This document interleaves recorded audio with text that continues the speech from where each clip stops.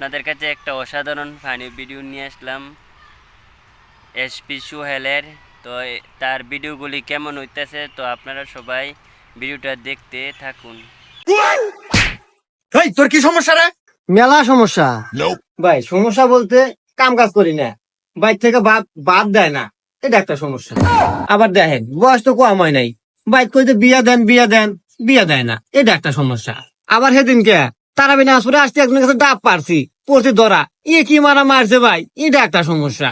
এ ভাই, আপনার জীবনে না প্রচুর সমস্যা। আপনি বাইসে আছেন কে বলে?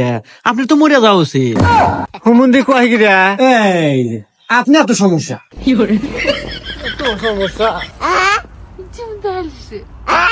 ওই দেখ, সাদা মাটির পাহাড়ে ঘুরতে আইছি, তোরা আসতে পারবি? হ্যাঁ, হুমন্দি করলো কিরা?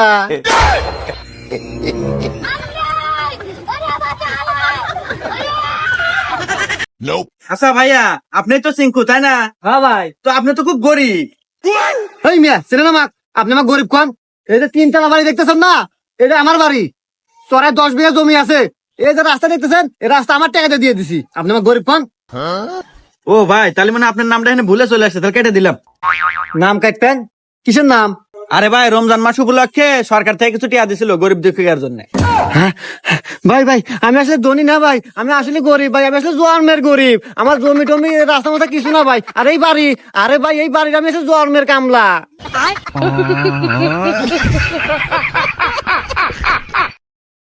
তো ভাই এসপি সোহেলের ভিডিওগুলো কেমন লাগলো আপনারা সবাই কমেন্টে জানাই দিবেন। সে ভিডিও কইরা কোটি কোটি টাকা কামাইতেছে, সে ভালো বিনোদন দিতে পারে ফানি ভিডিওর। তো আশা করি সে এই ভিডিওর কইরা কোটি কোটি টাকা কমিয়ে সে একটা বিল্ডিং গড় দিছে। তো এই বিল্ডিং গড়টা আমি আপনাদেরকে দেখাই দিমু, অবশ্যই আপনারা দেখবেন। সে অনেক ভালো বিনোদন দিতে পারে। হ্যালো এভরিওয়ান, আমি চিঙ্কু মাস্তান। আর এই চিঙ্কু মাস্তানের বাড়ি দেখতে পাচ্ছেন সামনের লুকটা। তো আমি আজকে দেখাবো আপনাদের আমার বাড়ির কাজ কত দূর। তো আসলে বাড়ির কাজটা এখনো সম্পূর্ণ হয়নি, এখনো অনেক কাজ বাকি আছে। তো দেখতে পাচ্ছেন বাড়ির ভিতরের লুকটা, এই যে রং করা হচ্ছে, রঙের কাজ এখনো শেষ হয়নি। আর এই যে রুমে ঢুকলাম, এই রুমটা হলো আমার মা বাবার রুম, মা বাবা থাকবে। এই দেওয়ালে হবে হলো ডিজাইন। আর এই যে রুমটা দেখতে পাচ্ছেন, এই রুমটা হলো চিঙ্কু মাস্তানের রুম, মানে আমার রুম। এই যে এই সাইডে হবে ডিজাইন। তো যাই হোক, এটা হলো বাথরুম। এই যে বাথরুমে ঢুকলাম, বাথরুমের সব জিনিসপাতি লাগানো অলরেডি ক্লিয়ার, কাজ মোটামুটি ক্লিয়ারের দিকে। আর এখন যে রুমে ঢুকবো, এই রুমটা হলো আমার স্টুডিও সেটআপ হবে, যেখানে আমার কম্পিউটার থাকবে বা আদার্স কাজ করব। তো এই জন্য এই রুমটা ছোট রুম, তো এটা ডিজাইন করা হবে।